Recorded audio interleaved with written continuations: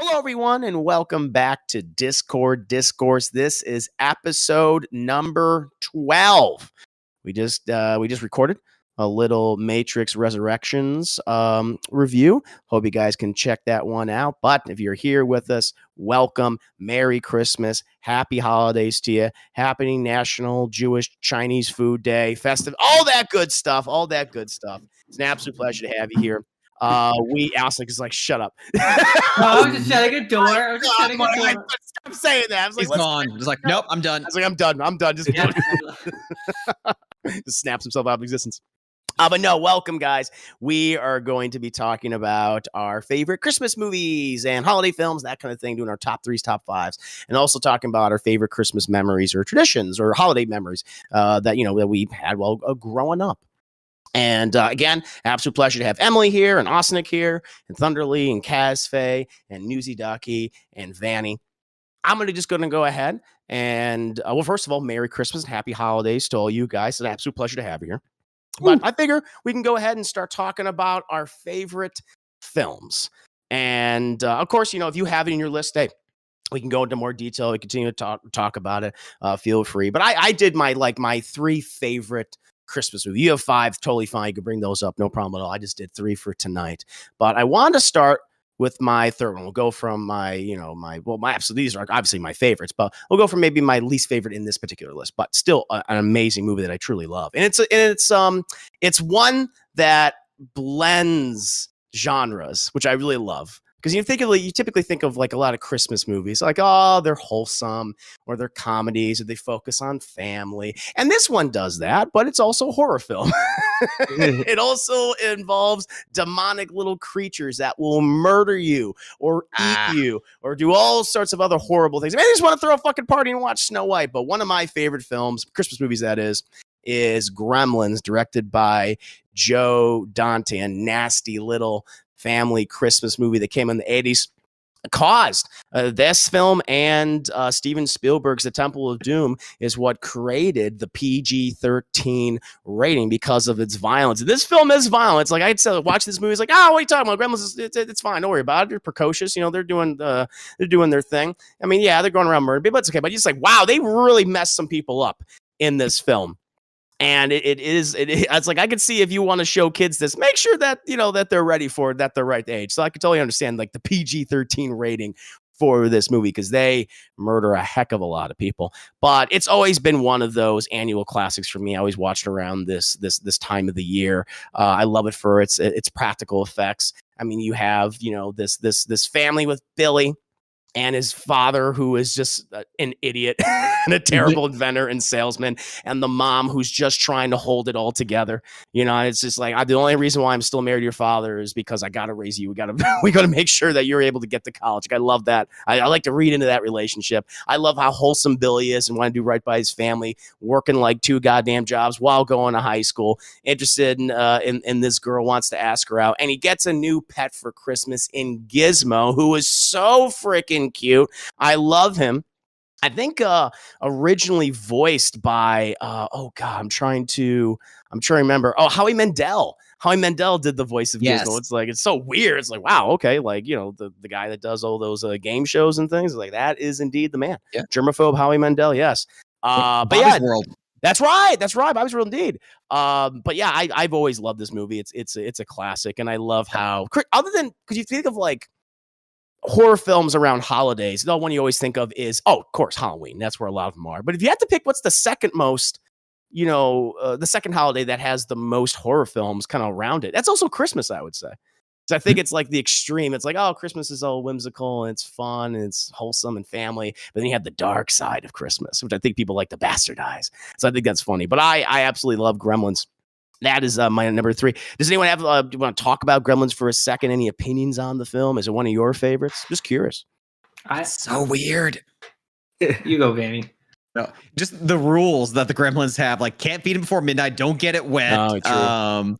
All that stuff is just such a bizarre premise, and it just kind of shows like the creativity of like what cocaine and writers have. When you get the right balance, you get Gremlins, and somehow you also get Gremlins too when they get magic powers. I don't know.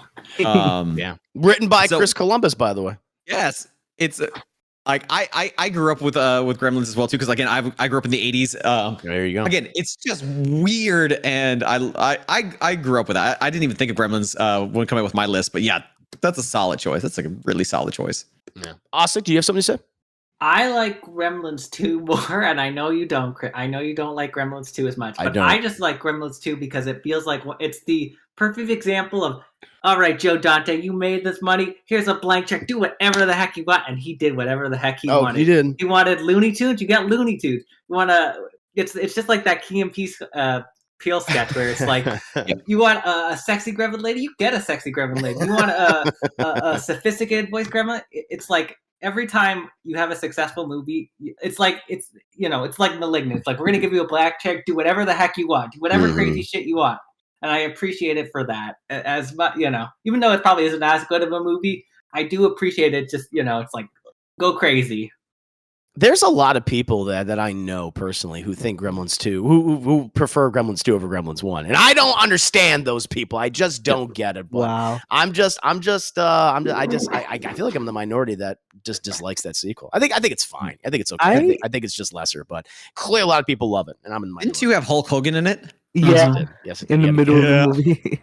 I like Gremlins too. I like both Gremlins movies, to be honest. Like, listen, either movie's gonna be one of those like, oh, it's like a piece of cake. You don't like that version of that flavor of that cake.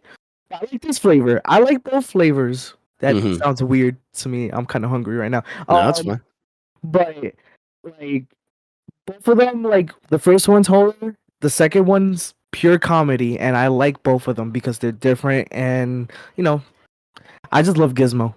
Sure. No, Gizmo's adorable. And one thing I will say about Gremlins 2 that I like his arc, and that you want to consider an arc. I like that he definitely has PTSD throughout the entire thing, because he's being tortured by whoever the new batch literally of Gremlins, and he gets this Rambo persona throughout the last half of the film. I like that. That was cool. Training He's montage. just lost it. He's like, I don't know what to do anymore. It's super cute too, to be honest. It's cute. It's cute, and he kills a whole bunch of people. He murders a lot of Gremlins in that film. So that was always funny. Other than Gremlins, of course, if anyone has that on their list too, we can continue to talk about it. Please bring something else that no one else has brought up yet, or you just want to talk about your love for the film, please do so. My second one is a film. It's a recent movie in the last several years. Actually came out in 2019. And it's one that I remember seeing the trailer. I was like, it looks whimsical, but I was like, when I see it, I'll see it. But when I finally did see it, I said, oh, wow, this is not only it's great, but I think it's one of the best animated films from the 2010s. And that is Klaus, which was produced by Netflix, where it's basically it tells the tale of Santa Claus as we know him, where you have this, it's a period piece, and it's almost like Timeless in a way, because you don't know exactly what century it's set in, but it's quite some time ago, and it follows this very selfish postman named Jesper Johansson. And he's been getting away without doing his typical postman duties for quite some time, just sucking upon the teat of his father on the nipple. And his dad's like, I'm sick of you. I'm going to send you to to a post office, but in the worst place in the world. And it's like this far off little village near the almost close to the North Pole, very European influenced. And he goes there. All the residents are horrible, and he tries to do his duties, but he comes upon this hermit, and Klaus, who has suffered tragedy throughout his life, but had a passion for building toys.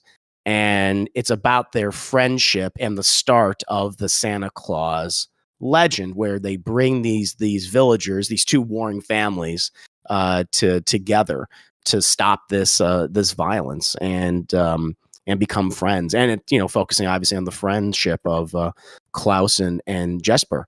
And I love it. It's very emotional. It made me cry when I saw it for the first time. Still got water thinking about it. But it's a beautiful movie. It's that combination of kind of like, it's not exactly 2D, but it's not exactly 3D. It's like using both. those techniques, and it has a really just nice art style, which you've kind of seen recently, I guess, in the last few years, and stuff like Into the Spider-Verse or Arcane or something. And it's like, I really love this. Or Mitchell's vs. Machines most recently. But has anyone seen Klaus before? It was a while ago. I actually have a funny story. I don't think I ever told you this. So my dad, he's an accountant. He does a lot of Canadian stuff. He did some work for Klaus, actually. He did some cool. tax stuff for them. So yeah. So I remember he was the one who actually it's like I did this because I have a friend who actually has that as his last name. Like I did some work on this movie that it has the same last name as your friend, and I actually just remember watching it like on a Saturday night, and I just remember I think I just stayed up and watched it just because how beautiful it was. Yeah.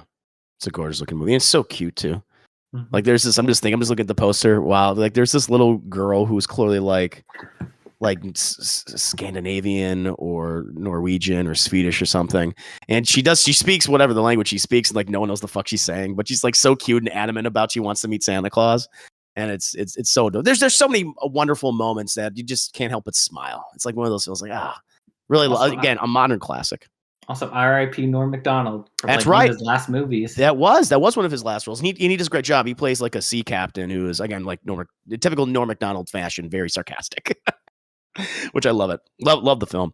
And then my number one, it almost feels like a lazy choice, but at the same time, it's the most obvious one. But it's like, yeah, there's just something about it where I watch this every year. I mean, they're gonna force you to watch it, whether it's on TBS or TNT, doing 24-hour marathons. But it's a Christmas Story.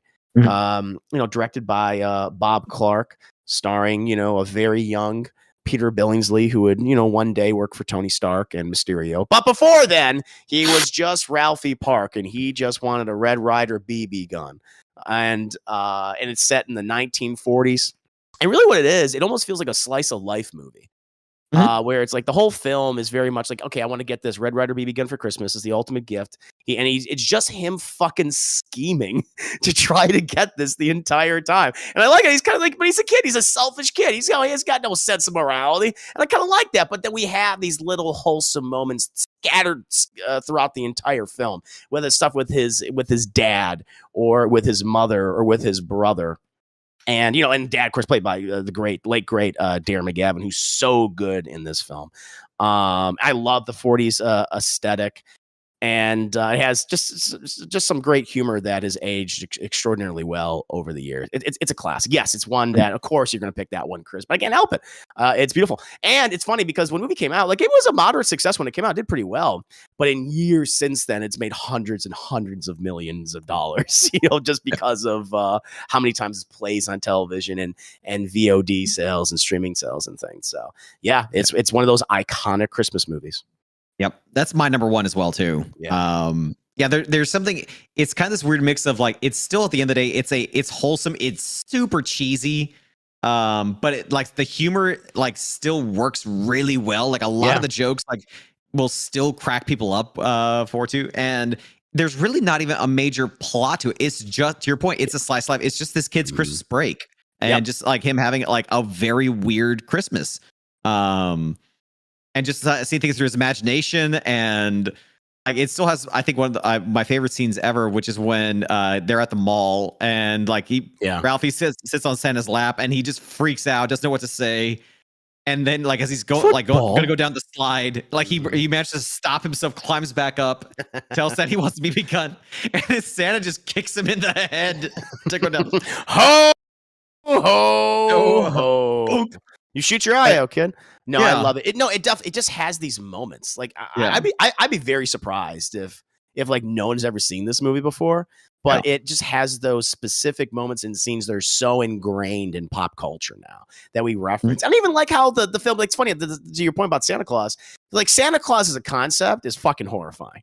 Like the idea is scary. And as kids, we love Santa Claus. Because we love hearing about him. We watch all the specials, like, he's delivered toys. Like, oh my God, this guy's, and we're confronted by him. It's actually one of my I'll be talking about this later on. But when we're confronted by him in real life, when we have to go sit on his lap at the mall or whatever, or some holiday thing, and we don't know what to do, it's scary because this guy's been built up in our minds to be, he's like him, and like, you know, whatever the equivalent was for your he's like, it's like Batman, Spider-Man, and then Santa Claus. Like, that's the top three. Yeah. It's like no one's bigger than those three. And so when we meet him, I was like, of course you're gonna cry.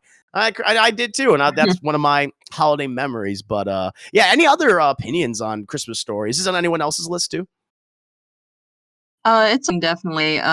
It Nice. might be my number one or number two. It just, the way it caps a kid's perspective, how it's set in a completely different time period than now, and like as years go, there's still something relatable about it. It just Absolutely. and I also love the fact that like sometimes the kids get away with stuff. Yeah, And they do. sometimes they're like so shitty to each other, but it's not in a complete monster kind of way. It's just they're immature. Like they're a moment, like the whole "I double dog dare you, I Oh, triple man. dog dare you." Like that is just too real. And then they all go running inside, and they're like, "Well, the bell rang. I don't know." Come back, come back. Had to cut his tongue off. That's what they had to do in those fire department. No, you're right. It's just, yeah, I mean, because Ralph, he gets away with the lie at the end of the movie. He got what he wanted, and he almost shot his eye out, and he lied to his mom. Yep. Exactly. Like, It was so convincing. He's good. He was good. Peter Yeah. Billingsley, he's got that chubby face, and he's got those huge fucking blue eyes. It's like, oh my God. So yeah, he used that to his advantage. It also works for, I think, too, because Ralphie himself, there's moments where you see him where he acts very mature and he has like he's trying to pretend to be like an adult kind of thing. And then there's those times when then he acts, you see him do his little fantasies, like like him doing his Red Rider like imagination where he's like shooting out the bank robbers, or stuff like that. Where it's just, he reminds you he's a kid, but then there's times when, you know, like he's pretending like he's a grown up and trying to do, you know, like try to be more than what he actually is too. And I think all of us can relate to that. When you're a kid and you don't want to be at the kids' table anymore, you want to sit with the adults and talk about politics or talk about whatever it is you think adults talk about.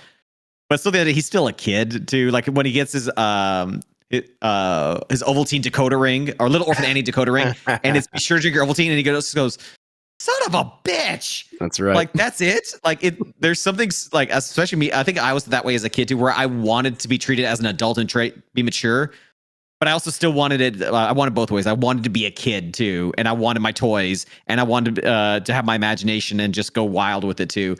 And I think Ralphie just so perfectly encapsulates that, of just having that mix, where he's not just a hunter thing. Where I think even like it's on my list is like a Home Alone with like Kevin McAllister, who's straight up just a child throughout the entire thing, with maybe one or two brief moments of maturity, like when he goes grocery shopping. Like that's it. Like you get one or two moments and that's it. Ralphie is a balance, I think, and that's why I think he becomes so instantly relatable too. It's just such an earnest movie. Yes, that's what it is. It's like, even if, like as Cassie brought up, it's a period piece. It takes place decades ago, but there's timeless things about it that have aged well. It's like, I've had something like that happen to me when I was a kid, when I was with my friends, or we treated each other like shit because over this thing. Yeah, it's one of those. It's always going to be. It's never going to go out of style. It's never going to be forgotten. It's always going to be held up as an example of just this classic. Yeah. So, and that's why it's so often regarded as the greatest Christmas movie of all time, because of all those things. Not because it's a Christmas film, it's because of all these very earnest moments, these great performances. Whether they go from being very comedic, you know, with everything in regards to like the father, or just super wholesome and real, like with the mother realizing that Ralphie was being bullied by this kid, and I'm like, I'm not going to tell your dad that you got in a fight, because fuck that kid, he deserved it. So, and like it's these little things. It's perfect. Well, it's even that she told him like he got into a fight. I was like, oh, it's not a big deal. Don't worry about it. He fought a bully, and just like they just treat him like, you know what, like I get it. It's fine. And I think that's the biggest one. I think the casting for this, even for the parents, looks so perfect. They look like the honeymooners. They look like they're going to argue all the time, or that they're just they almost have the appearance of looking like they're in a loveless marriage, but they genuinely love each other so much. And it's part of that sacrifice. It's why this movie is so sweet and earnest too, is because they look like your family, but they're a little better. Yeah, and that's kind of what you would want. You want, I grew up in a home of divorce, and my parents fought and yelled at each other and all that. But then you see those two characters look like my parents, sort of. But to see them Mm. actually get along and to have that wholesomeness is just, I think there's that part of you that wishes you had that family. Like I wish I had Ralphie's family. Yeah, they have their moments of conflict, but it's never to the point where they never like they're screaming at each other. No, never. You know, even like when we have the leg and everything, and where Yes. the mother. By the Yeah. way, the mother, she got top bill in this movie, which I think is pretty cool. Melinda Dillon. Ooh. I like she obviously broke the leg on purpose. And he's like, Yes. you think, this okay, now he's gonna smack her around, but he doesn't. No, He doesn't never. do that. No, he's Never. mad at her because he knows what she did. Yeah. But even at the end of the film, we have that moment where they're cuddling with each other on the couch. Yeah. Like isn't that like one of the last scenes we see is them on the couch looking outside as it's snowing. So it's like They're watching. Yeah, she sits on his lap, and they would That's just look at the snow. Yeah, it's a beautiful way to end that movie. Yeah. Again, there's no real conflict. There's no real villain to this thing, too. Even when like Ralphie gets the gun, too, like his mom's like, "Are you sure about this? Is a bad idea?" He's like, "I had a gun when I was his age. It's fine." Like you can tell, like it's just like don't worry. If he hurts himself, every kid gets hurt. Fuck it, whatever. True. It's silly, but it's mature. It's real, but it's fantasy. It's just heightened enough. It just works on every level. Perfect blend of everything. Agreed. Yeah. But yeah, again, I want to be my parents. Yeah, totally understand. No, I get it. Yeah, I mean, listen, I similar familiar situation to you, Vanny. So I get that. Like you see, that's like, oh, that's what it should be. Oh, that's nice. Wish I had that. So I get that totally. Well, those are my top three, and I guess we'll just we'll go down the line, get everyone a chance to speak. And so, Emily, you want to do your top three Christmas, and after we do our top three, then we'll go into like individual like Christmas memories. Like we'll pick like one or two or several, how many you want to bring up. I have two in particular, but Emily, your top three Christmas movies or holiday films, I should say. Or we can go to Austinic. We go. I think Emily might be away from keyboard at the moment. But that's totally fine. Austinic. I'm actually curious about you. Because you don't celebrate Christmas, obviously. But I wanted to ask you, what are some of your favorite holiday films? So there is not a lot of Hanukkah movies, sadly. And the only one that's out there is 8 Crazy Nights. That's horrible. You got the Rugrats specials. That's a Yeah, special. those- That doesn't Hanukkah count. That's not a movie? movie. That's how I learned about Hanukkah. I was like, oh, I get it. So I'm here. I'm just playing with my dog. Oh, okay. Well, you know what? We'll go back to you once after Austinic is talks about his top three. okay, so my top three, I do enjoy some Christmas movies. Some Christmas movies, I'm not a big. I've never really watched Christmas Story. I'll be honest with you. Wow. Okay, so you're the one. Interesting. I've also, someone will probably bring it up. I've also never seen any of the Lethal Weapons. Oh, definitely see the first two. I just Mel Gibson. Yeah. Yeah, I understand. That part Yes. doesn't age well. That makes sense. Yes. Yeah. That's fair. That's fair. Sorry, I just got a message, but No, you're anyway, good. so my first favorite Christmas movie, and it was one you recently talked about, is Batman Returns with Danny DeVito, That's good. Christopher Walken. Generally, actually, kind of going back to what you said is early. I do have a very early Hanukkah memory of watching kind of the part where Penguin comes up with the whole speech and then he does the boat and the duck boat and then steals Christopher Walken and watch. It's probably like the first Batman thing I ever saw, and it just kind of Interesting. And also, I had a lot of my brother was older than me, so I had a lot of his hand-me-down toys, and I actually had all the Happy Meal toys from this movie. That's good. Which they made happy, but I It was not a Happy Meal having that penguin that squirts water out. I was like, nah, I'm good. I originally watched it, and I generally still really love this movie. I loved. Sure. It's a really good noir kind of Batman movie. I love just the score is amazing. Something about Gotham in the Snow right there is with you, man. really beautiful. 100%. I think for Catwoman and Penguin, I'm not. I love Danny DeVito in this, but I kind of just wish he was a little bit more of a normal person instead of the weird monster he is. Because I'm like, I forgot he didn't really have hands and flippers, and he like grew up in a circus, and there is some like kind of repeating stuff in the first movie, and like the first 30 minutes, there's barely any Batman. Oh yeah, but I really just like how weird and crazy. Like you have Catwoman basically dressed up in like the BDSM suit, which I mean, it's very iconic, and just the cinematography and the lighting and the coloring of everything. It's like her even stealing the Kyle's apartment, and just the like production how design pink is it great. Yeah, and I love just all the like the weird frozen kind of abandoned zoo that all the finale happens, and like Polar World or whatever it's called. and I can kind of forgive the like penguins and the rockets and the like him controlling Batman in his car and like a little amusement ride thingy and like all the weird stuff. It's just like, well, comic book stuff. Very much so. It made me think about, it's like, well, Christopher Walken's in this. Danny DeVito. Why is Tim Curry not in this bit? Like, just get all the crazy people of the '90s in this movie. Oh yeah, Tim Curry should have been in this movie, just doing weird shit. I know. It's just like you have all these and everyone does a very good job, and I think it's an interesting take. And again, kind of, I know you said this because I was watching the DT Bite before this, where you're talking about. I would like to see Danny DeVito come back as the Penguin, but just maybe as just like an older gangster, basically, and not like the weird abomination. Like he's basically the trash man in this movie. He absolutely is. I think Always Sunny in Philadelphia is a prequel to Batman Returns. I think it's inevitable where we're gonna end up with him. And throw the babies in the trash. Oh my god! And I like his weird I don't know why, but I like the idea that he's a weird Moses allegory. The whole like he was thrown out in a pay and then raised by penguins, and then he's gonna, kill. Oh, that's why you like it. I get it now.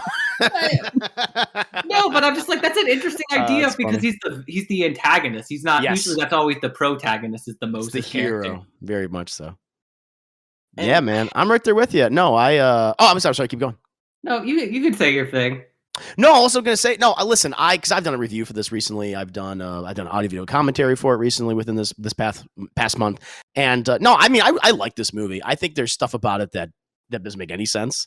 There are a lot of plot holes. There are too many subplots. And we got Christopher Walken's character of Max Schreck, who is ridiculous throughout this movie, where he builds power plants, but he wants to build a power plant that sucks energy out of Gotham. It's like, okay. And that just goes away later on. Or like, I need to get a new politician in there, and I'm gonna have the Penguin be the new mayor, but there's no mayoral election happening. And it's like, okay, if you say it's just there's weird subplots and weird plots in this movie, and there's plot holes. But listen, I'm right there with you 100%. Where aesthetically, I love the look of this movie. I love Gotham in the winter. And I appreciate how committed. Clearly, Michelle Pfeiffer and Danny DeVito are so committed to their roles. I mean, they're chewing scenery constantly. Michelle Pfeiffer's case, licking it, and Danny DeVito just lusted after it. It's a fun movie. It's fun. It's flawed, and it's beautiful to look at. And like you said, the score is great. So no, I have a huge appreciation for this movie, much like you. I'm trying to think if there's anything else. Yeah, I guess I think I can overlook the plot holes just because of how beautiful, and I think that's the problem. Where it's like it's just such a pretty movie that I kind of turn my brain off and just be like, this is what I'm looking at.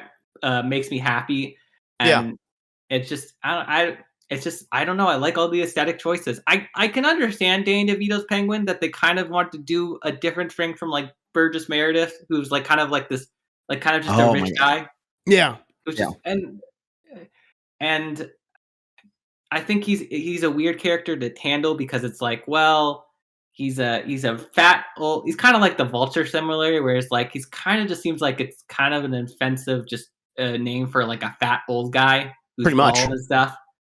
And so it's like, well, I think they decide to go with the more monster route instead of making him the more of like the kind of gentlemanly gangster route. And sure, make him more of a threat. I understood what Burton wanted to do. He wanted to be like, okay, we did Joker, who's the most iconic villain ever, and it's like Penguin's kind of like always lesser. Like obviously, when you think of like Joker, it's like, no wait, Penguin meshed up the Joker, so let's make him a literal fucking monster. So yeah, I totally understand why they did it.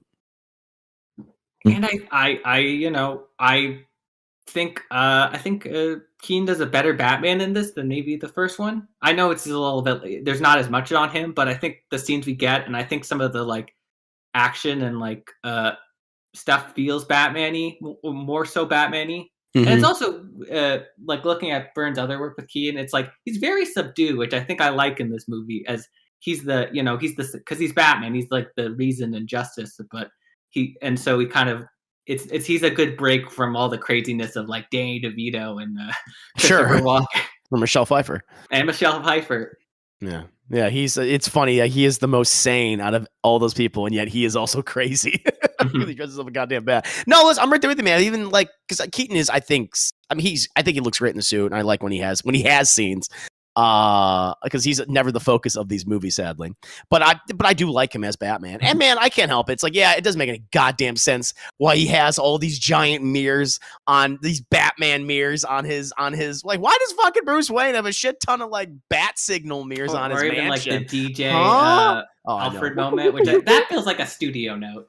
Like a heart from hell. Yeah, the kids love the CDs, right? And that was a big thing. That was because I think they were making the switch from cassettes to CDs. I want to say it around the 90s. That's around then, yeah. So yeah, it makes sense. Like, I put something for the kids. I'll say one other criticism though is Billy D should have been in it. I know it's just like there's a weird contract issue with why he wasn't in it, but I'm like, why isn't Billy D. Williams in this movie? It would have made sense. I get why they elected a new mayor, because the other guy was a fucking idiot. So I would have made sure, like, yeah, we gotta get rid of him. But yeah, no, I wish Billy D. Williams was in this. That would have been cool. And, you know, I thought it would have been awesome to eventually have him as Two-Face in another film, but never came to be, sadly. But, one less, but I like it though. Like, to your point about Keaton having those moments and just being very Batman-esque or just cool. Like, I like it when we first see him, he's just fucking brooding in the dark, which is such a Bruce Wayne Batman thing to do. I was like, yeah, I mean, it doesn't make any sense how this is happening, but I like the images.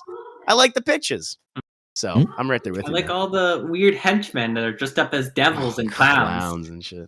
Yeah, the Red Triangle game. That's right. What's your number 2? I guess I didn't put these in order. I just it's fine. I was sort of just making a list of ones I liked. I was gonna pick a kind of weird one. I was gonna say the MS3 T3K. Oh, Mystery Science Theater 3000. Yeah, I was gonna say those. They've done a lot. I know everyone remembers Santa Claus versus the Martians and Have a Patrick Swayze Christmas. Santa Claus is also, I think, they're notable where Santa Claus has to fight the devil. But I was gonna go with the Netflix season, the weird man baby one about like it was called like the Christmas that hasn't happened or almost didn't happen. It was that movie is a weird one. All I'm gonna say is I was trying to remember it this morning. Basically, this guy buys the North Pole. He's basically the Burgermeister. He buys the North Pole and wants to evict Santa, and so Santa has like to raise the money by working at a department store as a Santa. And he has a lawyer who's very much just a very big man baby that they make a lot of jokes of, and it's just a very strange movie. I think it's like an Italian movie that got the done. Christmas that almost wasn't. Is that what you say? Oh, interesting. Yeah, Italian 66 American film. Wow. Yeah, it is a weird one, but I thought it was just a funny episode. I mean, because it's hard to top the like Santa Claus conquers the Martians and a lot of the other Christmas ones, but I thought they did a pretty good job. Nice. I'm gonna check that out. Yeah, it was a pretty good for a Netflix episode. That Netflix season, I will say, has some some of the weirdest movies I've ever seen. Carnival Magic was up. Oh my god, that was the last season. I know they did Mac and Me, but they did this one. I don't know, and I'm excited because they're doing it. They're coming back. And they're doing. The last one is going to be called a movie called The Christmas Dragon, and I don't know what that is. Christmas but I'm excited. Dragon. Oh, I love that. Yeah, I just like the mystery of it. Very nice. Did you have any? Excuse me. Did you have any others? I had a few other ones. I'll just do kind of a shorter ones. They're just more like specials and stuff. I really loved all of the other reindeer as a kid. I was a favorite one, and I think I'm glad everyone I felt like last year it had a really good resurgence. I was always I really like Home Alone 2. I don't know why. I think because Tim Curry's in that. He is. He's good. He's good in that one. I'll say that he's like one of the best things about that film. I enjoy It's a Wonderful Life, but I just enjoy when Dana Carvey does Jimmy Stewart saying really dirty things because it's such a I don't know something about that is just fun. It's a fun movie. Yeah, of course. Yeah, the Rugrats Hanukkah special. And there it is. I knew it'd be in there. I knew it. There's like one. And lastly, the last one was if you ever seen the regular show, The White Elephant Gift Exchange.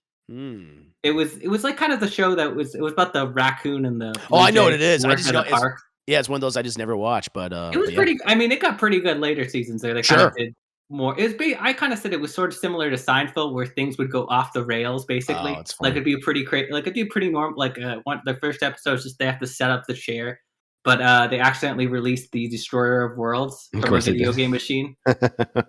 So this one, basically, there's a guy named Muscle Man. He's always been pranking them for like the last couple episodes. So they basically set up a white elephant, and the punishment it gets is so rewarding, and it's hard. It's basically, you watch the clip online, but it's pretty funny, and I just really enjoy that one. It's just like a 15-minute episode, but I think it really goes down to like Christmas really is about bonding, and sometimes it's just about bonding about the suffering of someone who really deserves it. Oh, that's great. That's awesome. I got regular shows. One of those shows I have to watch someday. Just haven't had the opportunity to do so.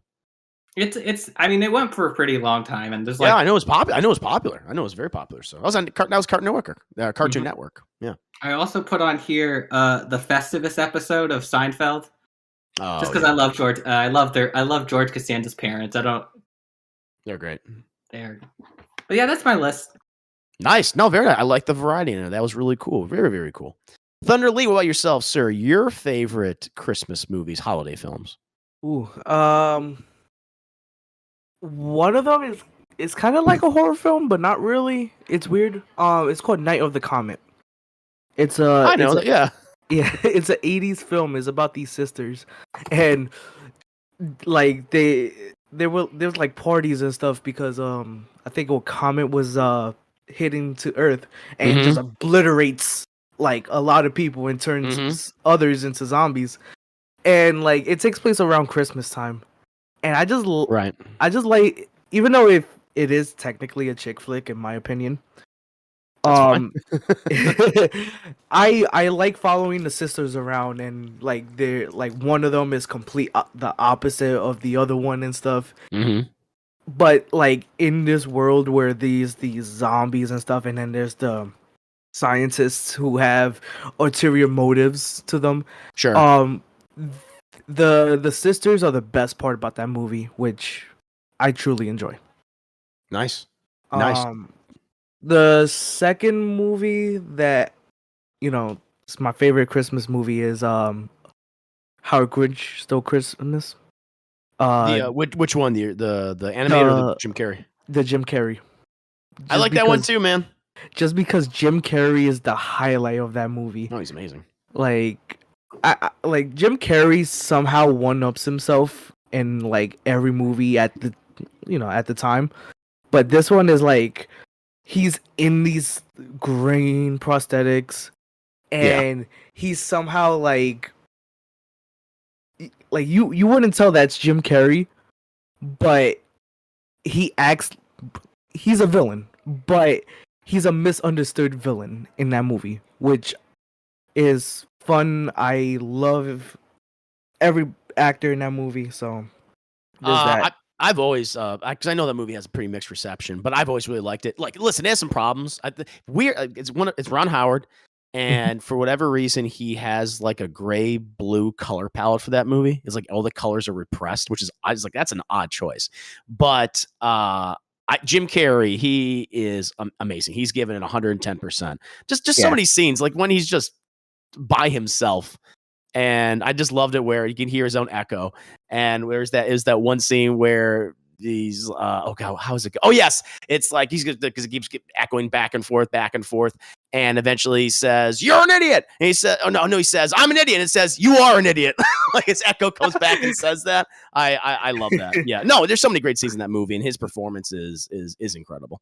So and that's the movie that is like constantly memed because like hell yeah.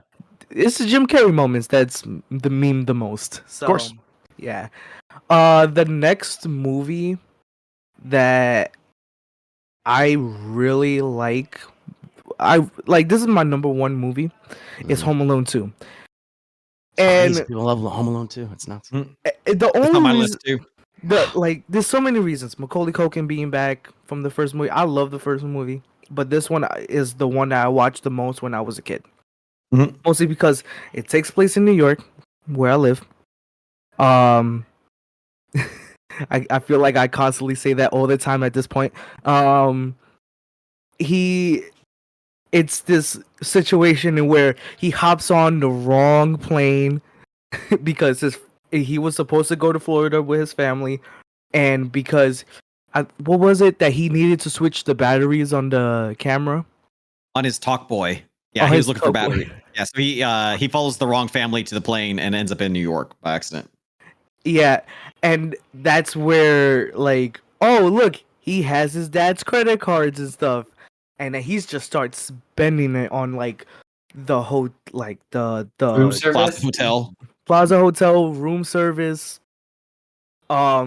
Gets all these toys and stuff, Yep. and then he ends up kind of like getting investigated by Tim Curry and the hotel staff, and then Joe Pesci and I forgot Daniel his Stern. name.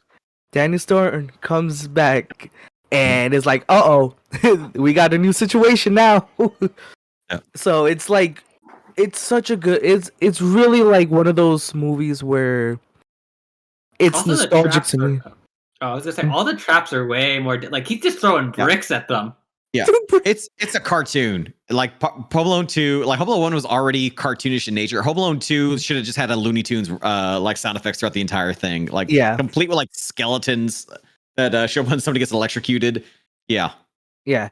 I also love the scenes that he has with the bird lady. Oh yeah, those are nice. Those scenes are like out of all the comedic tones, like this is where like it shines the most. Where he's talking to the bird lady and he was scared of her, but when he interacts with her, just like in the last movie with the old guy, His neighbor. his neighbor, yeah, it's like he's judging people, but once he gets to know them, he kind of grows more as a character. So Also, even speak like his whole thing was that if I remember that Harry and Marv were basically gonna rob the like KB Toys Basically. Yeah. store. Yeah, and he was like, well, and the dude was gonna give all that money to charity. Mm-hmm. And so it's a little bit more selfless than I'm gonna protect my home because this is my house.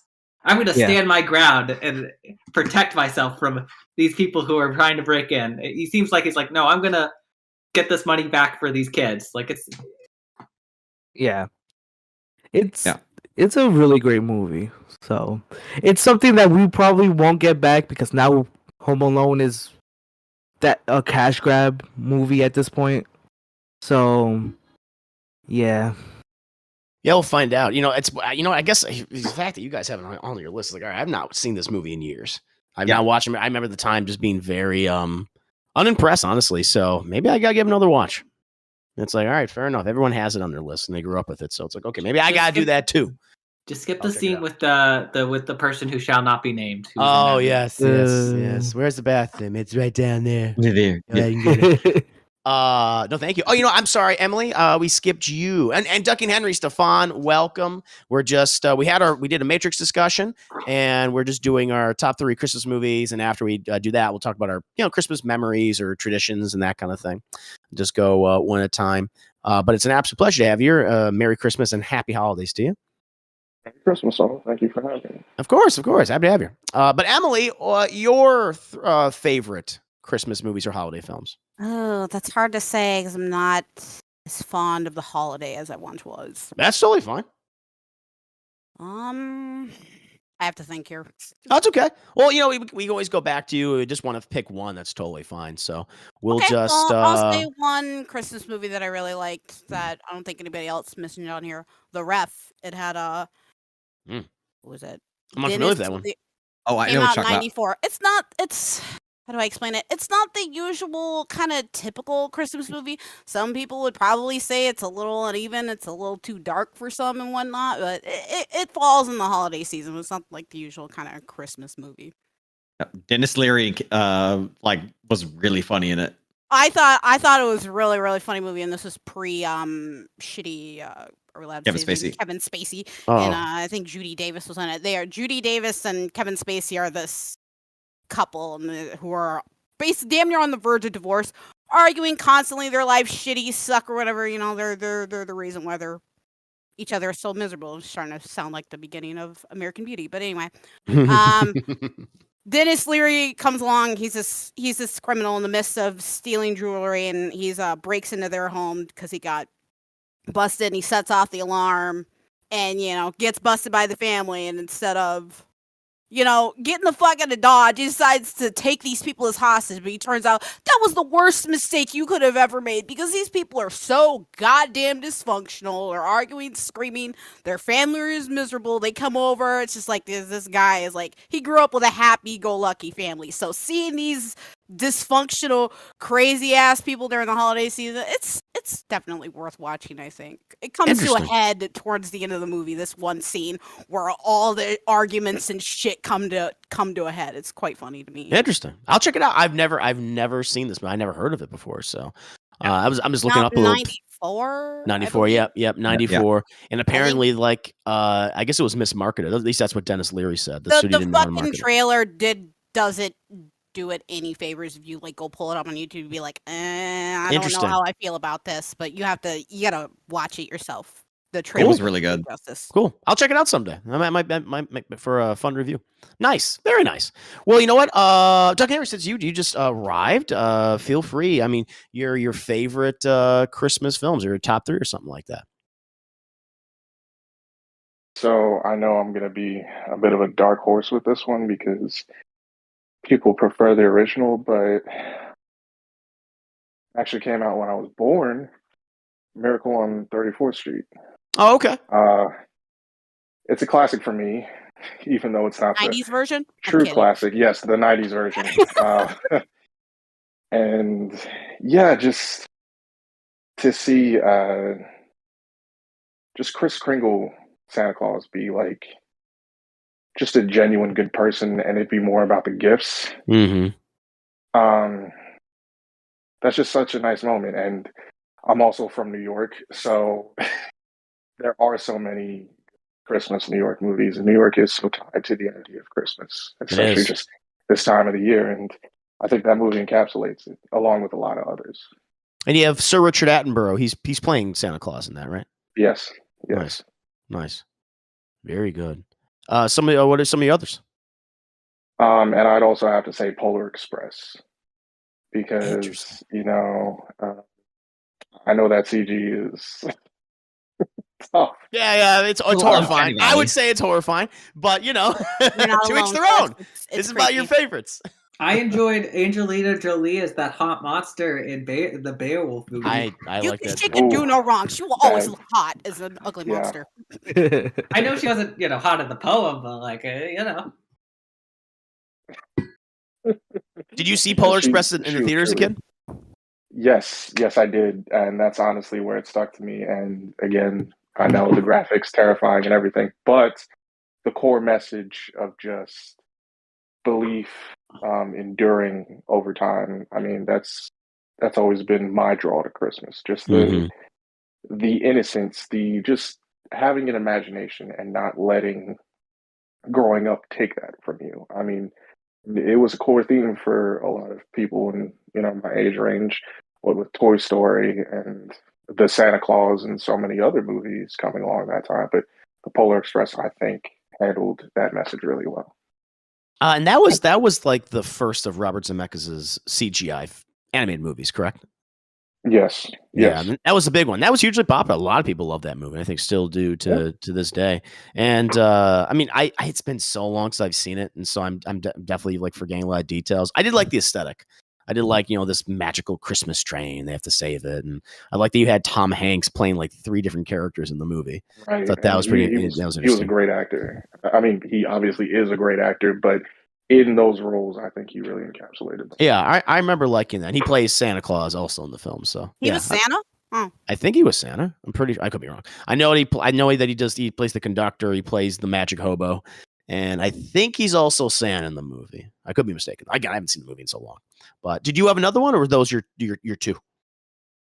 No, those are my two. I mean, Nice, there's nice. a lot I of like. great Christmas movies, but those two are my favorite. No, man, doesn't matter. If they're great to you, then you talk about them, please. We've had people talk about Home Alone 2, and I'm just like, I've been the guy be like, whatever. Everyone's like, it's in their top 3. I was like, okay, fuck, I gotta watch it again. So no, man, it's your absolute favorites, and thank you for mentioning something that's like, it really stands out. So that's cool. But yeah, going from Duck and Henry, Stefan, Kazfe, your favorite Christmas and/or holiday films. Yeah, going off Ducking Henry, I also really loved The Polar Express as a kid, and from what I've seen of it recently, I think I would still enjoy it if I were to watch it again. Like, I saw it in theaters also, 3D and IMAX with my family, and it ended up being one of my favorite movie-going experiences. The CGI didn't freak me out that much. I don't know. I mean, it wasn't the most realistic, but I also didn't think it needed to be, maybe for the time. But if you can look past it, it is a really beautiful story. And let's see what else I have here. Because we already what? No, I was gonna say we got a lot of support for Polar Express. I have to check it out again. Yeah. Well, we've already talked about A Christmas Story. That's also one of my favorites. Another one I have on here that I've seen in theaters is Elf with Will Ferrell. Elf is great.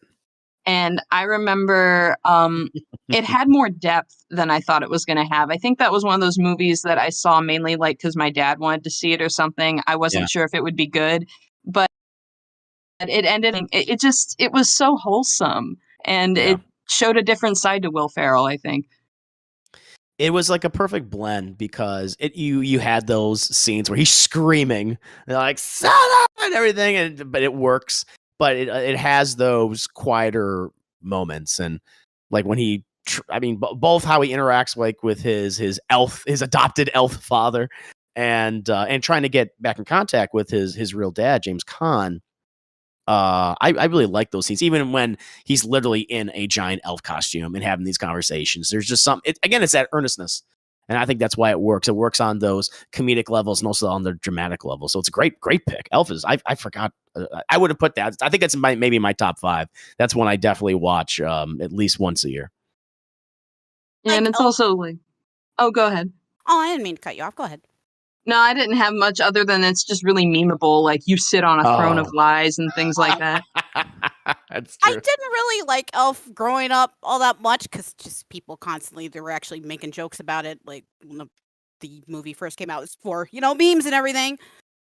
But I didn't like it much growing up. But as I got older, I learned to appreciate the sentiment behind it and the characters and whatnot. Like Will Ferrell, seriously, it's probably one of the first roles I can think of that he did where he wasn't just screaming at you the whole goddamn time or doing some stupid really zany shit the whole movie. It was like it felt heartfelt, and even though I'm not that fond of Christmas movies, it's one of those where I would gladly sit down and watch it if it was on.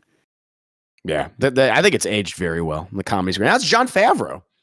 I think Jon Favreau directed. Did he write that that one? one? To say. I don't know who wrote it, but I know Jon Favreau, who obviously went on Iron Man and things, and did all the things like Swingers and stuff, and is one of the golden boys over there at Disney right now. So I just love it. I think for also that was an introduction, at least for a lot of. I can speak for myself. I think that was a lot of people's introduction to Peter Dinklage as an actor.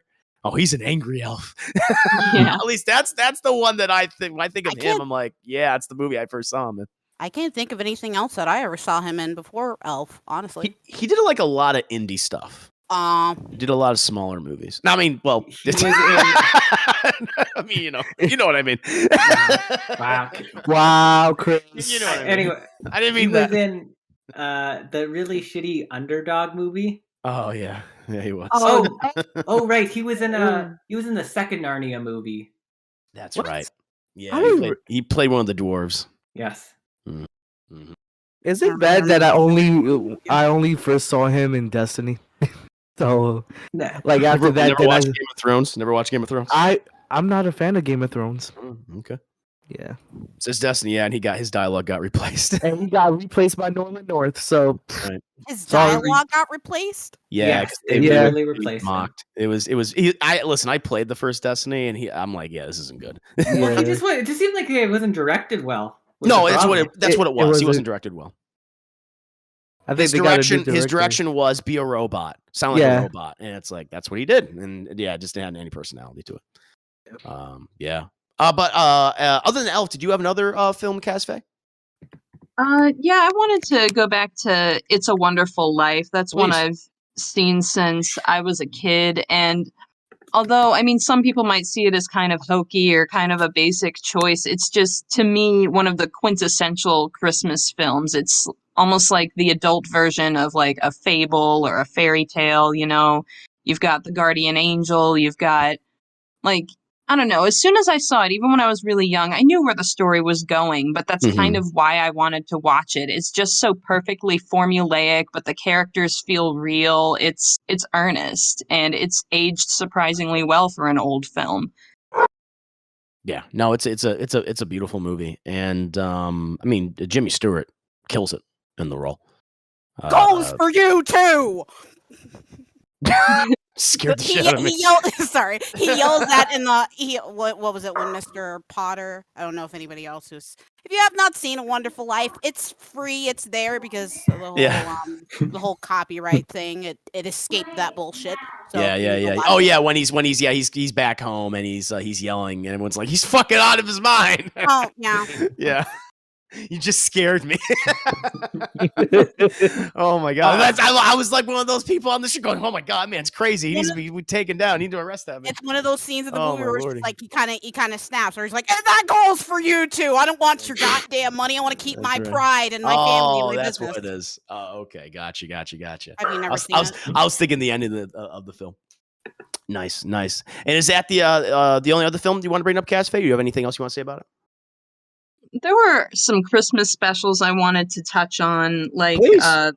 Rankin and Bass. Like, I grew up watching Rudolph the Red-Nosed Reindeer, Rudolph's Same. Shiny New Year, and then one I don't think is talked about as much. It's called Nestor the Long-Eared Donkey, and I it's know that. more about the nativity story. And it's about this really strange looking donkey. He's ridiculed when he's young.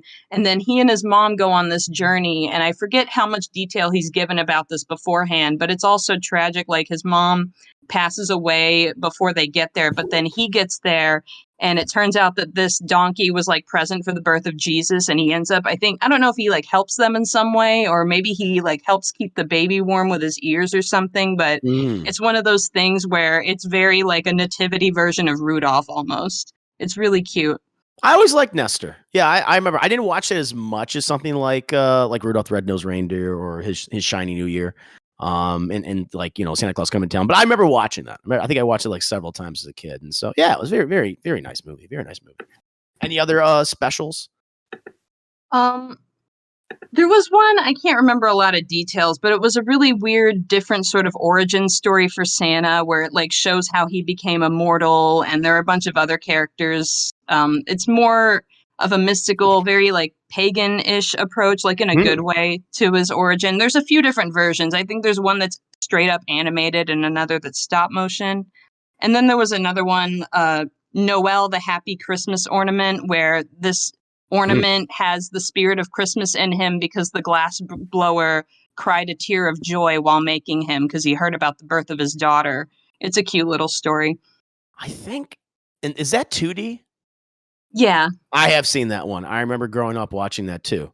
I have not seen it in so long. Like, I remember like a happy little Christmas ornament, but I didn't know about that. Cried a tear of joy when his daughter's born. Wow. I gotta watch some of these or do audio video commentaries for them because you're jogging my memory. Very nice selection. Newsy Ducky, your favorite Christmas movies or holiday films? I would say, well, the third one is It's a Wonderful Life. Well, because it's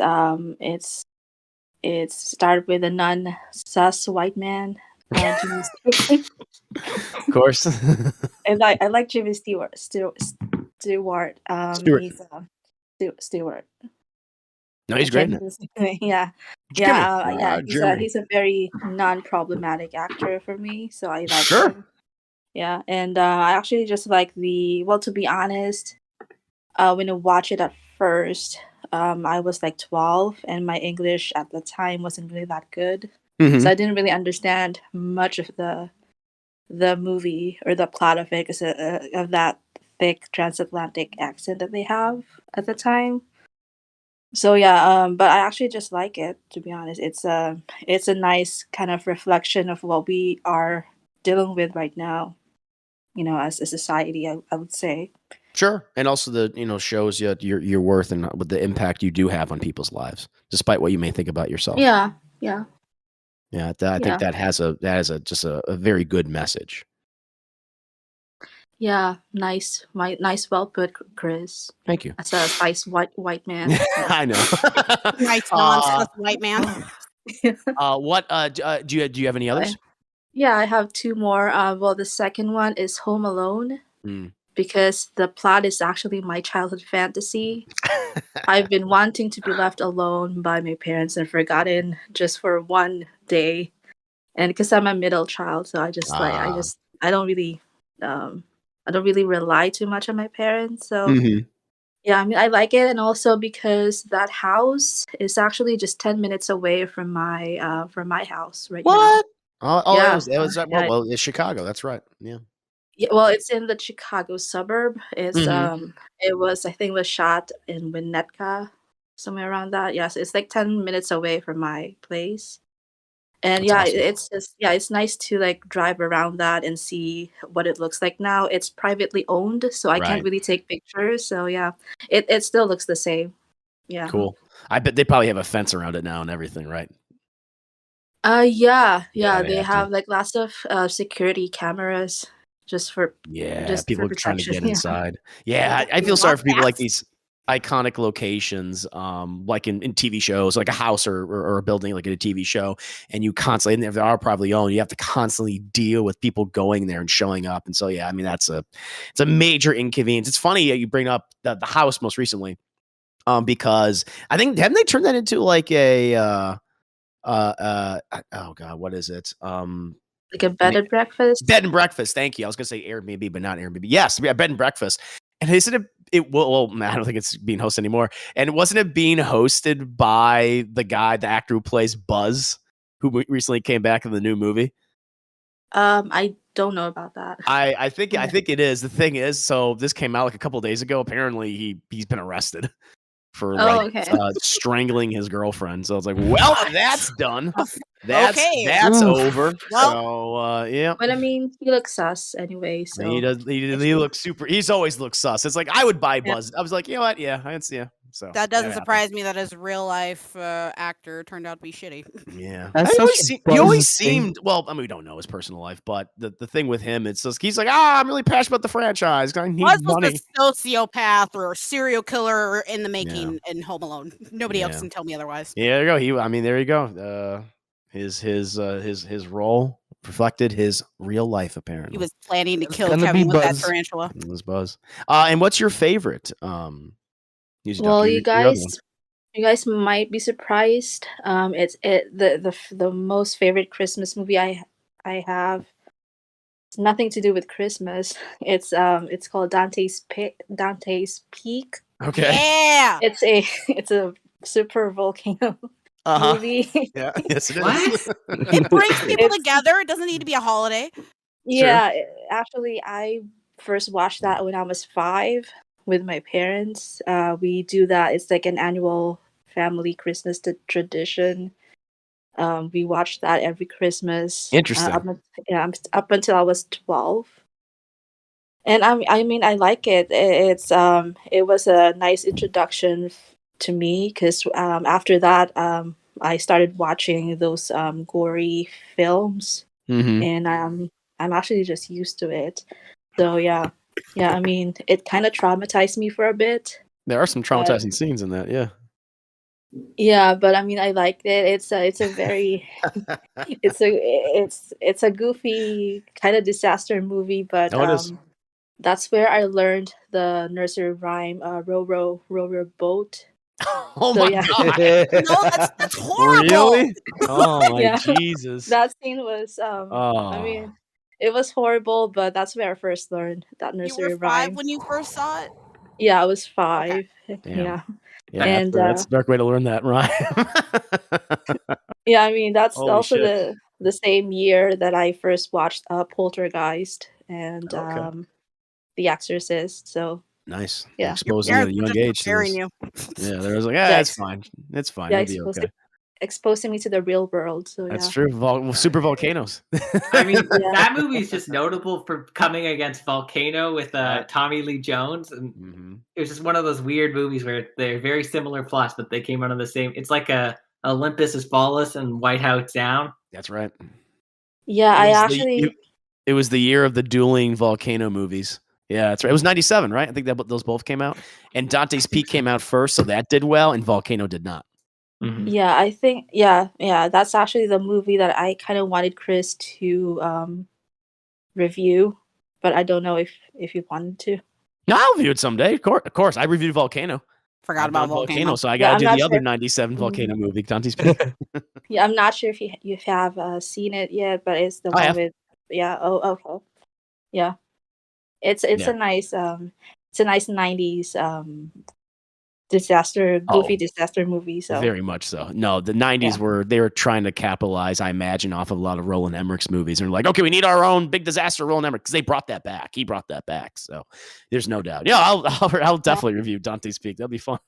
Yeah, I Big mean that's Roland. where I also first saw Pierce Brosnan. I kept calling him as Mr. Bond. Yeah, I right. first saw him as James Bond before. Mhm. Sure. So yeah, it was nice. Nice. That was, you know what? That's a very unique choice. Yeah, I guess it doesn't have to be a Christmas film or holiday film, just a movie that you typically see around this time. That's interesting. I like that. I like Yeah, that. I mean it's much better than Die Hard, you know. Oh boy. Wow. Can Here I- we go. Here Wow. we go. Wow. Here we Can I go. ask Wow. about the movie?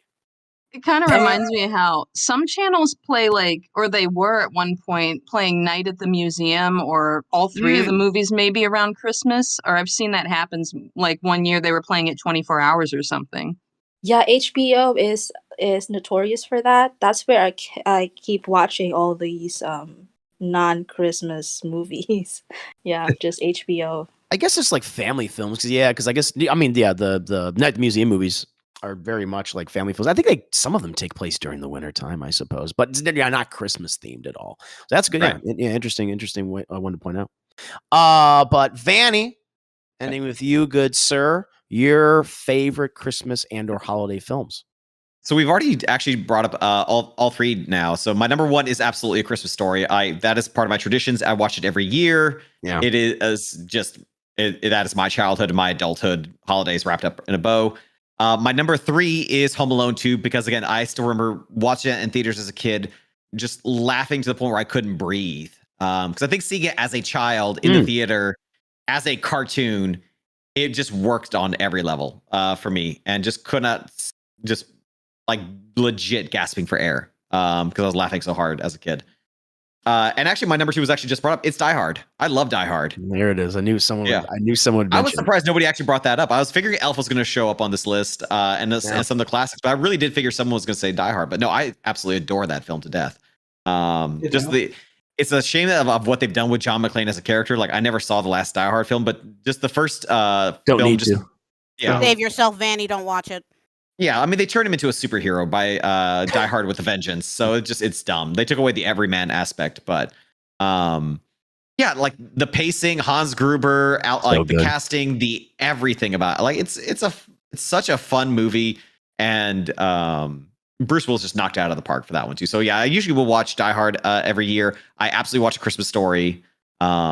And yeah, it's been a few years since I've seen Home Alone 2, but so I know if I see it now, it will not hit as well anymore. I think there's probably some jokes I won't laugh as hard at.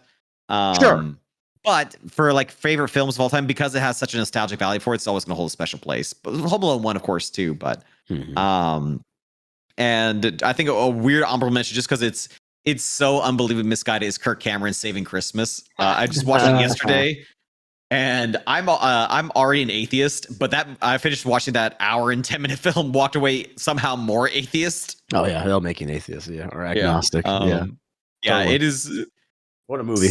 So unbelievably misguided, so terrible, such a mess.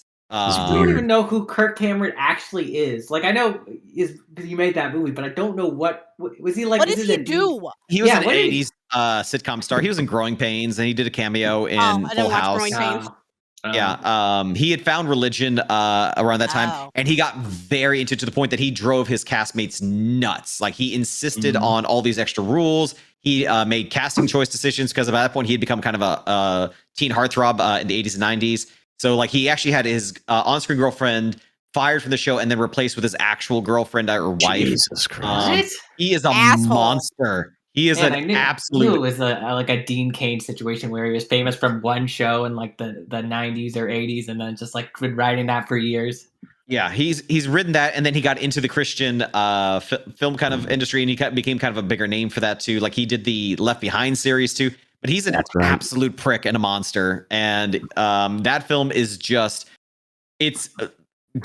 bad and offensively stupid. Like, but I can't not watch it too, because you're just watching somebody try to justify commercialism for Christmas, which is such a weird direction. Like, growing up in a Catholic household and growing up in a very religious household on top of that too, to see somebody who is like viewed like tradition was actually viewed very, very favorably in my family, to now just see him do something and say like, spend all the money, because if you do that, you're celebrating Jesus. You're like, fuck you. That's so bad. And like, when you see the pile of gifts in front of your tree, imagine that's Jerusalem and the toy soldiers are defending Jesus. And because the first tree from the book of Genesis was a tree, therefore that's made of wood. And then Jesus was crucified on wood. Therefore, every Christmas tree now is a reflection of Jesus, because Jesus is not on that one, because he's on the one that he died on. Therefore, Christmas, therefore go to Best Buy and buy everything. The logic he makes are incredible. So unbelievably bad. But it's also like, I can't not look at it, because it is just watching a train wreck and absolutely I think as maybe because we just talked about the Matrix Resurrection too, but just something of such pure nonsense. And so just trying to justify your existence. Like, I would have much rather and Corey brought this up in Double Toasted about, like, I was kind of expecting to go after like the war on Christmas stuff that doesn't actually exist. Right. Or manufactured thing. Yeah. Or the, atheists trying to like speak. I like Christmas. I like the general spirit of togetherness and family, and, you getting, your friends gifts and family gifts and all that. I like that general spirit of gratitude and appreciation. Just take out the religious stuff or two. I kind of figured that's the angle he was going to go for with, at least from the trailers. But then to see it's like, no, he's going after other Christians. Like, that's crazy. That's so weird. It is weird. I mean, I will. You know what? It's like, it's not what we thought. It's not what we thought they would prototypically do. It's like, okay, wow, you change it up a little bit. Fair enough. Yeah, I'll give them that. Right, but, and just so weird, misguided, and just bad faith arguments too. And they do the whole the Ben Shapiro. They want to get rid of it. Like, who the fuck is they? It's not me. Yeah, they never say who they is. Yeah. I've been going to the atheist meetings for years, and we never bring it up. So what the fuck are you talking about? See, they do exist. They do. Yeah. That's funny. That's great, man. Yeah. You know what? Actually, I'm glad you brought up one. Die Hard. Yeah, I'm right there with you. I mean, Die Hard's an action classic. It's great. It's what introduced people. Might not know this, but that was Alan Rickman's first film role. Yes, it was. Credits, which was like, what a way to debut. His introduction to him, like internationally. That was great, and of course in the States. So yeah, I love that movie. And you know what? You brought up a good point with Home Alone 2. You saw that as a kid. And you saw that in the theater. You remember laughing. And you know what? I think maybe that's the big reason why I never really liked Home Alone 2. I think I saw it when I was too old. Yeah. So I'd seen Home Alone, and I didn't see Home Alone 2 until I feel like maybe I was a teenager. And I think maybe that was the point where I was like, I don't get this, whatever. Yeah. But the first one was like, it's a classic. But now it's like, maybe. But I'm going to try to see it with the better eyes or newer eyes, or kind of reanalyze it. I think that's what I'll do next time when I watch it. So thank you for bringing that up. Yeah, I think if I watch it again now, he's gonna be like, "This kid's a piece of shit." Like, what the hell? Like, and he's kind of selfish. No, he's selfish in the first one too. Yeah, and he's still selfish the sequel. He learned nothing, and it is a rehash. It's kind of like the Evil Dead 1 and 2 sort of thing, where it is just it's the same film just with a bigger budget. Like it's almost like beat for beat and and the same story elements with it. You just replace a couple of you change the environment and the gender of a couple of characters. It's the same fucking movie. Interesting. All right. Yeah. Which I know I think that one of the reasons why it's criticized, but clearly it is beloved. People still love that movie a lot, and it's better than what we have gotten since then. Right. It's so over the top for it too. Yeah. Yes. Like I said, I think just again, I can appreciate for being a live action cartoon. Totally understand. Well, now we're kind of wrapping up, but I did want to spend a moment and just kind of going over picking our favorite family tradition around this time of year that we did, or just tradition maybe that you do for yourself or your friends or something, and Christmas memory. And I'll go ahead and start. One of my favorite family traditions or Christmas traditions was I've talked about them on stream. You've heard me talk about them. Polish rum balls. Which is this alcoholic cookie. Basically, it's made of. Its ingredients are actually very, very simple. Where it's graham crackers that have been grounded up into a powder, cocoa, confectionery sugar, and maybe a little coffee. And you add a vanilla extract and almond extract and corn syrup. And then you also add whiskey and rum to them, and you put them in a big old bowl. You mix that all up, and then what you do is you pat your hands down in confectionery sugar. You roll them up so they don't the balls so they don't get sticky, and you cover them in the kind of like a cocoa confectionery sugar powder. And you do is you refrigerate them, and you can and they stay good for a long time, for months or weeks or even months. You can put them in your freezer too to store them, and that was a thing that's been passed down throughout my family, my mother's side of the family, for decades. My my great grandmother passed it down to my grandmother, passed it down to my mother, and passed it down to me. And I recently made them. I was even munching on them during the stream last night, and I want to share the recipe with you guys if you ever want to create your own Polish rum balls. But that's been a annual tradition. Even if I'm not with my family right now, I always like to make them myself or with people who I get to experience holidays with. And then my favorite holiday memory, one that has traumatized me, that's how I like to think of it, is as I said before, the concept of Santa Claus to a kid is fucking huge. It's hard for us to even compartmentalize something like that, especially when we're confronted with it. And that's why we cry, we get emotional, we just freak out. And I had that when I was a child, where my father had dressed up as Santa Claus and came to the house. And then they made, because I think when I was a dumb kid, and my dad's like, "Oh, Santa's here. I'm gonna go ahead and help him. I'll be right back." And he left, and I was like, "Ooh, so excited!" And then eventually, the knock on the door, and he was in a full Santa outfit, and I was too dumb to realize that it wasn't my dad. It's my dad, and it was the whole family was there, my grandparents and my aunt and all that, my mother, of course. And I freaked out. I got so scared that I would literally hid in the pantry, and where I held the pantry door so they couldn't get inside. I was like, no. And it freaked me out. And eventually they got me out of there and, crying and everything. And then my dad tried to oh, I guess I'll just go up the chimney. And he's like some half-ass trying to get up the chimney. But yeah, very traumatic event in my childhood, but one that has stayed with me forever, because nothing, helps educate kids more than childhood trauma as you go into adulthood. So that is one of my favorite holiday Christmas memories. And we'll just go down the line. And that's amazing. We ended with Vanny. Let's go ahead and start with Vanny for this one. If you had a favorite tradition or memory. For me, tradition. So again, I don't.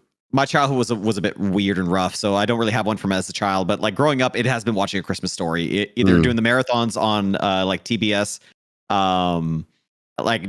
to me, just seeing that was just such a great time. But memory wise, it's 8 years old, and I knew my parents got me a Super Nintendo. I absolutely knew it. I had seen them at Target. I actually legit measured the size of the box that I saw at the store, then measured the box that I saw under the trees. It's identical. Oh my God. I got I knew it. I fucking knew I got one. And I was so ecstatic for it. And comes Christmas Eve. And for whatever reason, it's a weird tradition that we had. I brought up, I was streaming earlier today, and we opened presents on Christmas Eve at 7 p.m.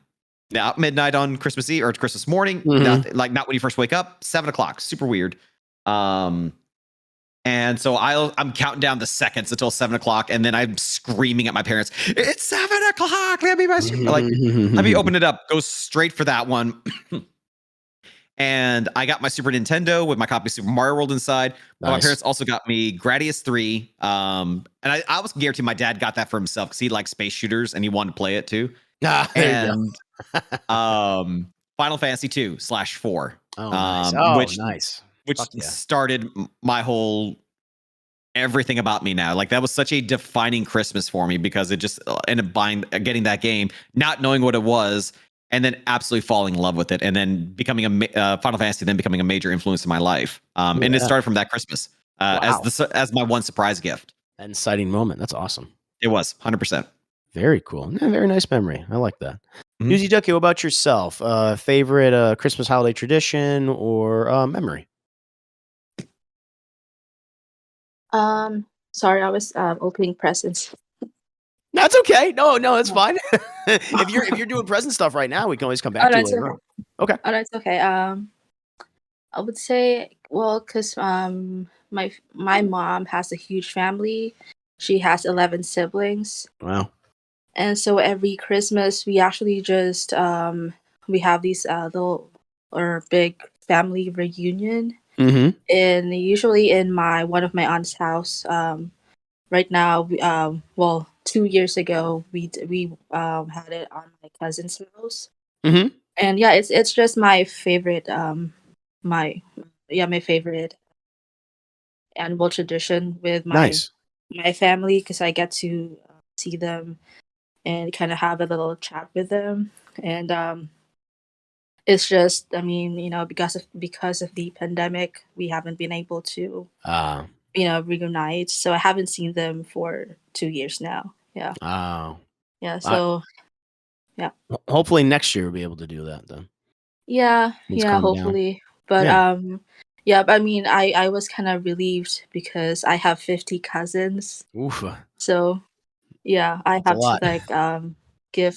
Yeah, I have to spend some money to give all of them. So yeah, Oh, damn. yeah, Oh, yeah. So I'm wow. kind of Yeah, relieved. that's a situation where it's like, well, you're gonna get maybe a little gift bag or something, like of foods or whatever. So it's not spending too much. Yeah, that's a lot. A lot of people to shop for. 50 cousins. Wow. Nice. Well, Very nice. actually, Very nice. yeah. Casvey, Oh, by yourself, your favorite holiday or Christmas memory or tradition? Um, Well, as far as traditions go, the most consistent one has just been the usual, like opening up Christmas stockings in the morning. Like, Mhm. even without the whole pretense of Santa, we kind of just roll with it and do Christmas stockings anyway, because, like, at my mom's house, at least, we open a lot of our presents on Christmas Eve. Same. And this year it was really cool because they actually sent me my stocking in the mail, and it Oh, arrived in time for us to open it this morning, like over video chat. And that's cute. also, we even had my uncle on voice call. He couldn't be there in person because he was sick. A bunch of them are sick right now, Mm. but everyone's doing fine. Good to hear. So that was a nice thing for us to do. As far as specific memories, I remember when I was in about 6th grade, I think. Yeah. Mhm. And I didn't have a lot of the most current video games or anything, but I was really fixated on the Game Boy Advance, and specifically the game Pokemon Sapphire, because at Walmart they had like a promo of it or something. You know how you can play video games like in the store, or you could at some point. Yeah. Like, I Oh, I think they remember. even touch on I think they even show that in the movie 8-Bit Christmas, which I saw parts of, and that was a good movie. Nice. But I was playing Pokemon Sapphire for hours on end anytime we went to Walmart for stuff. And I just kept hoping I could get it for Christmas. And when it came down to the final present for me to open, and it was like my quote unquote big present that was in a very, very big box, I was like, well, maybe it's somewhere in there, even though I figured the odds were against me. And what I got was like this really nice, fancy winter coat with like a fur collar and everything. And I was like, oh, Mm. wow, this is beautiful. This is great. There was that tiny pang of disappointment. And my mom's all like, oh, put it on, put it on. And then she's like, well, pockets. And I Oh, reach there you go. in and I pull out, which Aw. turns out to be Advance SP. And that threw me because, like, a regular Game Boy Advance wouldn't have been able to fit in the pocket without showing some. SP was more compact, and I didn't think they'd even consider getting me that one because it's the new one. Wow, look at that. And in the other pocket was Pokemon Sapphire. Oh, wow. Favorite Oh, gen. that's nice. That is Nice. great. It's an amazing story. That's adorable. That's great. Parents always do that. They always bamboozle us. With their how they give things. My parents, I think my aunt, my grandmother did stuff like that all the time. With things like, oh yeah, it's a new hoodie. It's like, oh yeah, I think it was Game Boy. Like you, that my last handheld was like a Game Boy Advance, and I think they had gotten me one of the probably I think it was probably one of the Wario games or something, which I liked Wario because I'm a weird kid. Very nice, very nice, Gatsby. Thunder Lee, Hey. your favorite Christmas tradition / or memory? You keep on cutting off Newsy Ducky each time. You forgot to ask me about my favorite Christmas memory. Oh, I'm sorry, Newsy Ducky. I'm sorry. I thought you were done. I'm sorry. Please go about your favorite Christmas memory. Oh, it was the day that I stopped believing in Santa. Wow. Yeah, that was a good one. I was 6 and it was Christmas Eve, and I saw my mom wrapping this huge teddy bear. It was like 2 feet tall. Mm-hmm. And I thought it was for some other kid, like one of my cousins maybe. And then the next day, which was Christmas Day, I opened my gift and it was the same teddy bear. Oh, damn. And and then I learned that Santa is not real, and it was all just my mom buying all of us gifts. So yeah, That was good. You learned that your mom was the one that was doing all this, doing all that hard work. So there you go. There's the positive, Yeah. spin on it. Yeah, there you go. yeah, that's all. That's all. No, very Thanks. nice, very nice. I think I had the similar situation where I was sneaking downstairs and my parents putting the Santa present under the tree. So similar for me as well. That's how I found out. I feel like it's like a lot of kids how they find out, or unless they get too old, they're like, all right, he doesn't exist. God damn it. I Yeah, found but out when I was 6 too. Like my parents put me on Santa's lap, and Dad decided to lower the beard down during the photo. And I looked up and then just saw Dad. That's great. Oh, Yep. there you go. That's a traumatic way to find out. Yep. I knew one kid that was like parents never told him. He was like 13 years old. He still thought Santa was real. I was like, Jesus. I was like, they got to talk to that kid. Yeah, he was a little off. But Thunder Lee, how about yourself? Your favorite Christmas or holiday memory and tradition? My Christmas tradition, other than family coming over, it's always me watching wrestling. Like they usually record their shows like a couple of days before, and they put it on like live Christmas Day. Depends on like which company. So it's always like every year I would always watch WWE or a different company that would have their stuff pre-recorded for Christmas Day, and that was always like as a wrestling fan, there's always an excitement for me to watch wrestling on a day that I like the most, besides Halloween. But yeah, is that. But my favorite memory is back in 2009, because this is when Modern Warfare 2 was around. I got my PS3 for Christmas, and I remember the games that I got for that. So I had Metal Gear Solid 4, Rainbow Six Vegas 2. Yeah. A Gran Turismo game. Mm-hmm. And those were the 3 games that I was like, oh, I want to play these. Like, I didn't ask for them. I didn't know what the heck a freaking Metal Gear Solid was at the time. So, playing them and seeing how, like, as a 10-year-old playing these games, I'm like, these are difficult. But I continued playing them, and I enjoyed the heck out of them. And, like, I had a PS2 at the time. I should have kept this. But on Christmas Day, not everything was closed like it is now. Mm-hmm. But I went to GameStop, traded in my PS2 and all those games, which was a mistake. I should have kept my PS2.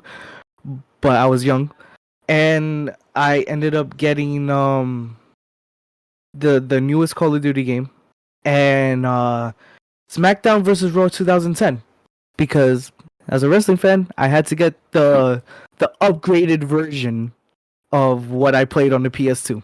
Sure. So yeah, that's my stuff right there. A lot of video game memories. I like this a lot. Mhm. Duck and Henry, Stefan, how about yourself, sir? Your favorite Christmas or holiday traditions or memory? So I kind of had a reverse experience when it comes to Santa Claus. When I was very young, like a toddler, like parents didn't really have time to go through the whole Santa shtick, so they would take me to the store and say, "What do you want?" Santa gave me money to get this for you. Nice. So yeah, Santa was very distant to me. But when my sister was born, I guess that's when they decided to really hunker down on the whole Santa thing. So Oh I wow! was So you were kind the of test case. They were like, whatever. We'll do it on the next yes. one. That's funny. I like that. So they were kind of like, yeah, you better believe in Santa, or else you're not getting gifts because I don't know who else would get you gifts. Um, for her sake, anyway. But for me, I guess like Christmas was more about like the movies, the family time, because I was always at school. My parents were always working. That was actually a time that I got to spend with them. And that was what Christmas was about to me, family and watching Harry Potter, because Harry Potter, they shove it in your face the entire Christmas season. Yeah, you're And right. I was a huge They Harry released a Potter lot fan. during that time. Yeah. Yeah. That was when the big movies would come out, and then they'd show all of them leading up to it, and it would be a whole event. So for so long, Christmas to me meant Harry Potter and family time. Mm. No, very good. Yeah, I remember at the day. I remember because I think didn't they release Sorcerer's Stone was I think in December, like December 1st or something when Yeah. it came out. So yeah, and I think a I lot of think the Harry Potter third films came one out around that same around time. December. Yeah. It wasn't a lot of summer blockbusters. It was all very December oriented. And for kids, then it's just who especially grew up when those movies were coming out. That was a tradition. Like, yeah, we're gonna go see the new Harry Potter movie. Yeah, totally. I Yeah. can totally see that. That's a good one. Yeah. Very good. Very good. Very good. Osnick, what about you, sir? What Chinese food place did you go to? I knew you were gonna bring this up. Damn you, Chris. It's true. Which one though? Okay. I'm just gonna say I was told, because I thought Santa was weird because he's on every Christmas special. I was told no, Santa isn't real, but don't tell your cousins because they think he's real. That's what I was told. I like so yes, there was this one place called Sea High. Sadly, it closed, but it closed just right before the pandemic. But a bunch of different Chinese. But yeah. As Chris mocking. Okay, I didn't hide it. I'm not mocking. I know. Listen, man. I grew up around Jewish households, and so I was like, that's what they do. That was funny. Like Thunder Leaf said, they do two things because nothing else is open. They would go to the movies and they would go eat Chinese food, and that is usually what I would do for Christmas or whatever. Usually my mom would be working because she was a PSW and she hired nurses basically. So it'd basically usually be my dad or someone, and we would go. And I was looking at some of the movies I saw in theaters on Christmas, not Christmas movies. I saw the Fat Albert movie. I remember that one. I remember Cheaper by the Dozen too. Yeah. Alvin and the Chipmunks, The Squeakquel. Oofa. I mean, Marley and Me, which that's a sad one. Rip people. We Bought a Zoo. Oh, okay, yeah, I remember that one. Matt Damon. Sherlock Holmes 2, Games of Shadow. Or was it King of Shadow? Oh. And Adam Sandler's Bedtime Stories. Oh shit, I don't remember that one at all. I remember that one. It's like a Disney movie too. Oh, it was a Disney movie. Interesting. It was? Yeah. And the last one I saw was Knives Out, which my dad was like, yeah, you picked a good movie, Austin. That was a good one. Yeah, it was a good one. Winner that time.